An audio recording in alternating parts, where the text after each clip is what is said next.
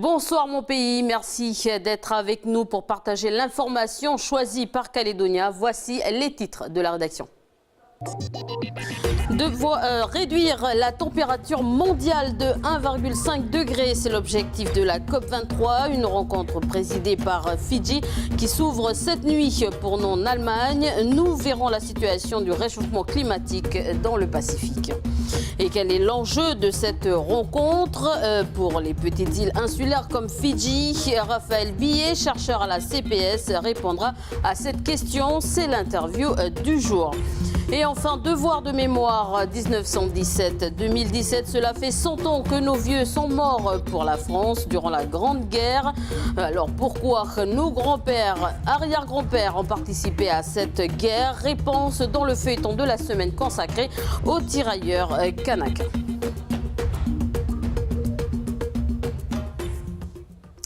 La sécheresse, les inondations, les ouragans de plus en plus dévastateurs. Le réchauffement climatique est une priorité planétaire. L'objectif, réduire les émissions à effet de serre. C'est l'ambition de la COP23. Une rencontre qui commence cette nuit pour nous dans la ville de Bonn en Allemagne. Avant d'écouter Raphaël Billet, chercheur de la CPS, sur l'enjeu de cette rencontre, je vous propose de faire le point sur le réchauffement climatique dans le Pacifique. Lindsay Wamo. Le réchauffement climatique. Ce terme est sur toutes les lèvres. Notre climat se réchauffe-t-il? Faut-il s'inquiéter? Pour le savoir, il faut remonter le temps. Dans les sous-sols de la station météo de Nouvelle-Calédonie reposent des relevés météo du pays datant de plusieurs années. Ces archives précieuses permettent d'évaluer la tendance du climat. Donc ici, on a représenté une évolution du nombre de journées chaudes, c'est-à-dire les températures de l'après-midi qui dépassent les 32 degrés, donc la fréquence de ces journées chaudes. On voit que cette fréquence à Kumak, que cette fréquence a augmenté au cours des 40-50 dernières années, puisqu'on est passé de grosso modo à peu près 5 journées chaudes au début de l'ère moderne, on va dire, jusqu'à plus d'une quinzaine en fin de période. A priori, le réchauffement climatique est en marche. Mais alors, à quoi ressemblera notre région Pacifique dans 50 ans? Cette question, l'Institut de recherche pour le développement, l'IRD, tente d'y répondre. Voilà les conséquences de ce réchauffement et à ce quoi devrait ressembler le Pacifique dans le futur. Ici en rouge, on voit une zone où on a une forte diminution des précipitations. Et ici une zone en bleu autour de l'équateur où on a une forte augmentation des précipitations. Et la Calédonie se trouve ici, donc dans une région où l'évolution des précipitations reste incertaine. Donc dans cette zone où on a une forte diminution des précipitations, on retrouve donc le Vanuatu, Fidji, Tokelau, Tuvalu et Wallis et Futuna. Pour arriver à ce résultat, les scientifiques se sont basés sur le principe de calcul de la dynamique des fluides et sur les rapports météo de la GIEC, le groupement intergouvernemental d'études du climat, un organisme de l'ONU. Et pour prévoir le climat du globe, pas d'autre choix que d'éplucher la Terre en long et en large. Donc on y voit ici la Terre qui est décomposée en fait en mailles élémentaires, en cubes, les carrés noirs qu'on voit. Et donc chaque carré représente un point de notre Terre. À chaque maille, on a la température, les vents et les précipitations de la zone qu'elle représente. Mais cette simulation manque de fiabilité à cause du volume qu'elle calcule. Une maille pour les modèles de climat est de l'ordre de 100 km par 100 km. Donc ce qu'on fait nous ici à Nouméa, raffiner cette maille pour obtenir des résolutions de l'ordre de 4 km. Et donc quand on dit 4 km, c'est-à-dire que sur un espace de 4 km par 4 km, on a ces variables en question, donc la température, les précipitations, le vent, etc.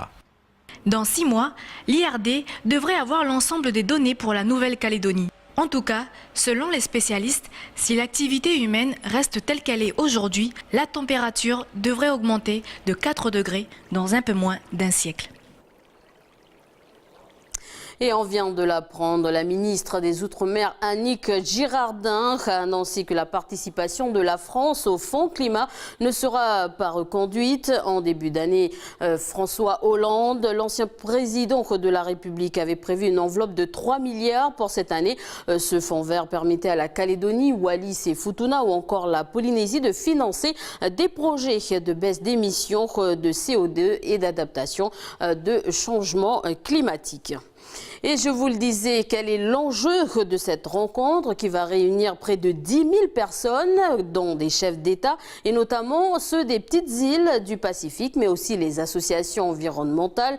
Écoutons Raphaël Billet, chercheur à la CPS, au micro de Magali Renner. C'est l'interview du jour.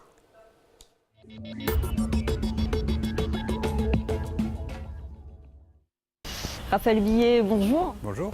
Vous êtes spécialiste des questions d'adaptation au changement climatique à la communauté du Pacifique. Alors cette année, la conférence internationale sur le climat est présidée par les Fidji. Qu'est-ce que les petits pays insulaires du Pacifique attendent de ces négociations ? Alors, comme toujours, ils en attendent beaucoup, parce que le changement climatique, évidemment, est un phénomène extrêmement important pour la région. Cette année, on a une COP, comme on dit, les conférences des parties, qui est un peu une COP, je dirais, presque banale, à part qu'elle est présidée par un pays du Pacifique, ce qui est la première fois, ce qui est extrêmement important. Mais c'est une COP où on va essentiellement négocier de la mécanique de mise en œuvre de l'accord de Paris, donc celui qu'on a adopté il y a 2 ans lors de la COP 21 à Paris. On sait que les engagements qui ont été pris jusqu'à présent, qui ont représenté un progrès significatif, sont très insuffisants pour atteindre les objectifs fixés par l'accord de Paris, qui sont notamment de rester sous les 2 degrés à la fin du siècle et si possible d'atteindre l'objectif de 1,5 degré. Vous savez, il va y avoir 10 000 personnes à la COP qui se tiendra à Bonn sous la présidence fidjienne. Ces 10 000 personnes ne sont pas principalement des négociateurs. Beaucoup de gens viennent là pour partager des expériences réussies ou pas réussies, mais si possible réussies, de qu'est-ce qui marche localement au niveau des territoires en matière d'adaptation ou de réduction des émissions de gaz à effet de serre. Et ça prend une place de plus en plus importante dans les conférences des parties. Alors justement, vous êtes coordinateur du projet Rescue sur l'adaptation au changement climatique. Qu'est-ce que ça veut dire concrètement pour les populations du Pacifique de s'adapter au changement climatique ? Alors, s'adapter au changement climatique, c'est quelque chose que les populations du Pacifique sont en train de commencer à faire, ou ont même dans certains cas commencé à faire.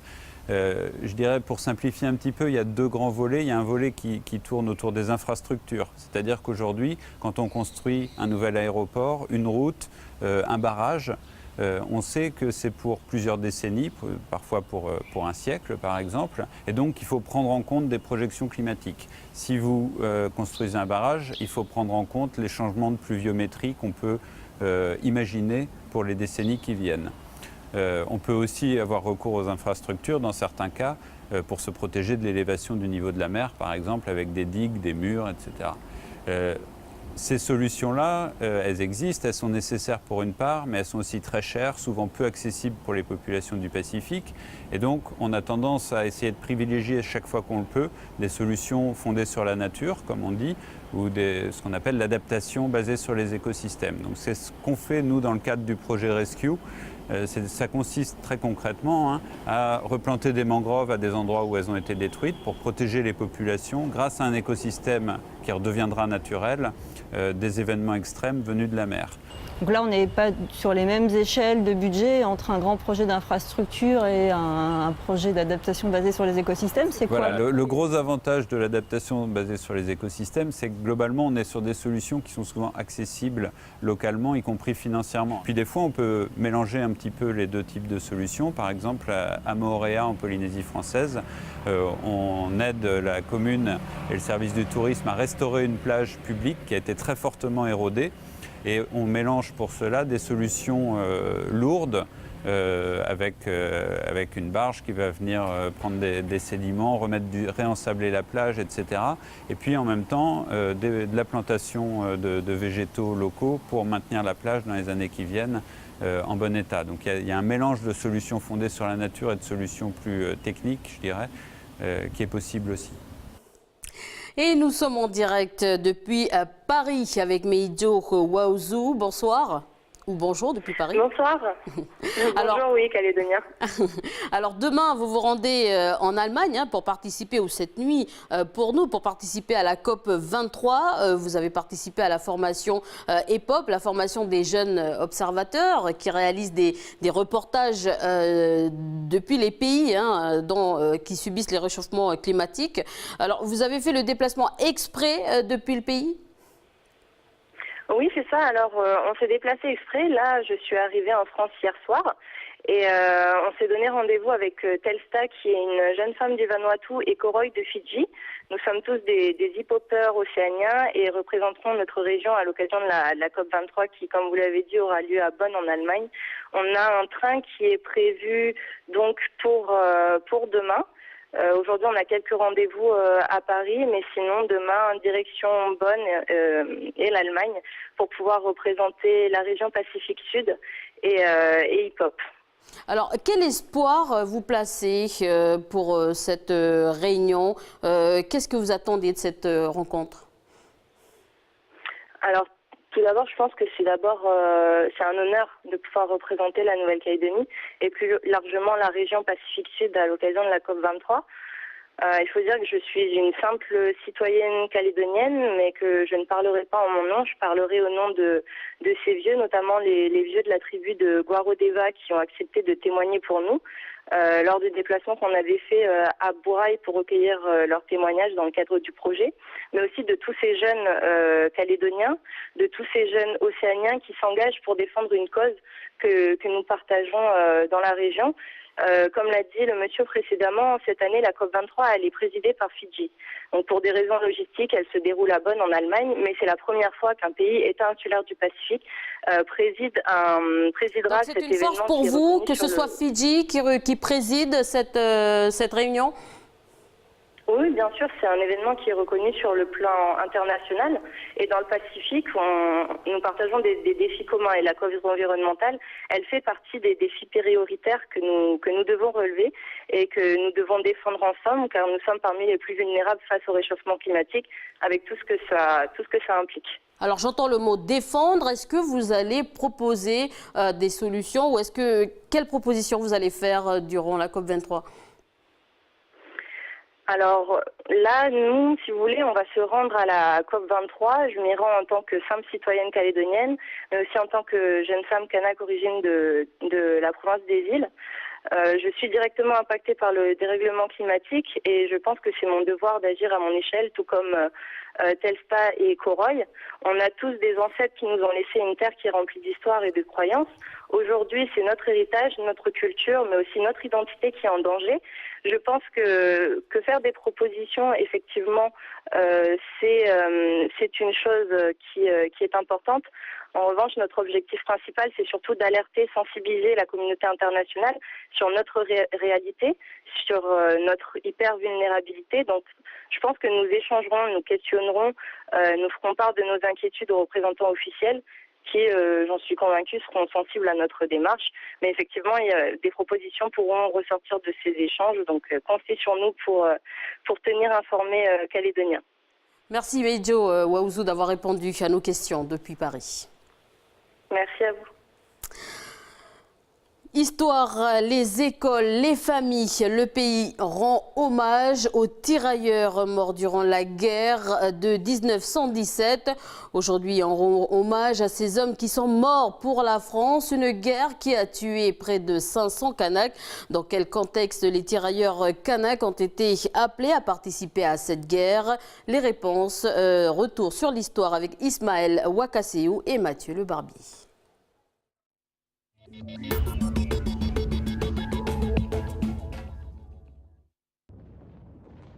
À un moment donné du déroulement des opérations militaires, l'État, et notamment les politiques, c'est-à-dire que le ministère et les députés, les sénateurs, vont estimer qu'il convient de recruter aussi les indigènes des colonies.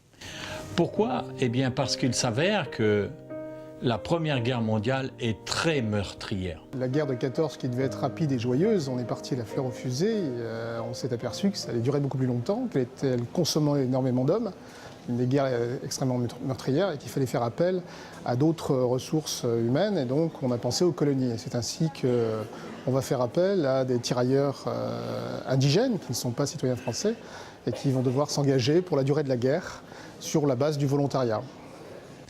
Et en Nouvelle-Calédonie, le gouverneur Repiquet, le 29 décembre 1915, publie cette décision et entame le recrutement de soldats kanaks.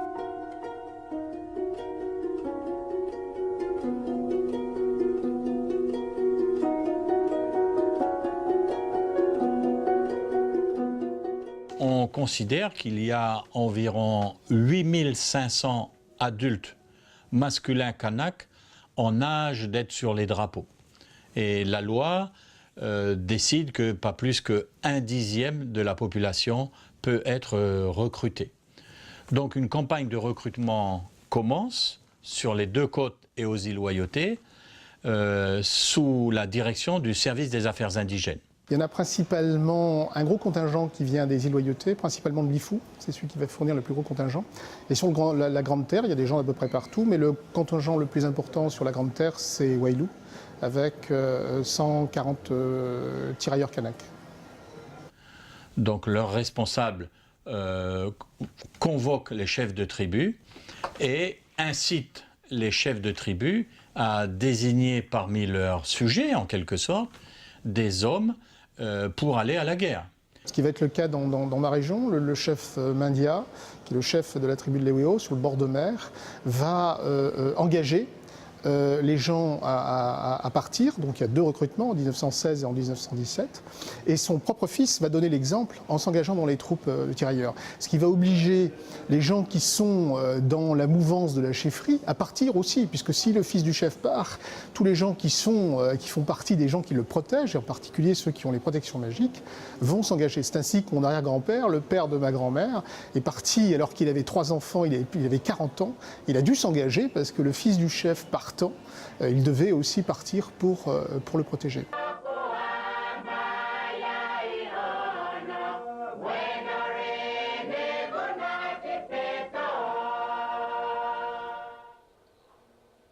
Culture, une idée de sortie du théâtre Savoudi. Eh bien, la Compagnie du Soleil se produira demain soir au Château Royal à Nouméa. Je vous propose un extrait de la pièce Le Charlatan. Bien entendu, elle soigne par haut-parleur. Ben oui, ça lui évite de monter et descendre sans arrêt. Et comme ça, en collectif, ça marche aussi? Mais encore mieux, Mme Flaubert. Plus on est croyant, plus on croit. Oh, ma Pirette! Oh, Annie! Oh, attends. Bonjour, maître. Vouloir vous faire aider. J'aimerais comprendre, moi, j'ai des urticaires qui se grattent là, à 500 € le quart d'heure, et puis moi j'arrive complètement comme ça. C'est pas possible. Détendez-vous! Et à suivre votre émission Bienvenue dans la bande, il sera question de football. Jamie Waimo et Michel Pimbé s'intéresseront à l'actuel leader du champion. Est-ce que Yingen Sport sera sacré champion de Calédonie? Réponse dans votre émission juste après ce journal. Voilà, c'est la fin de cette édition. Merci de votre attention. Je vous souhaite une très bonne soirée sur Calédonia.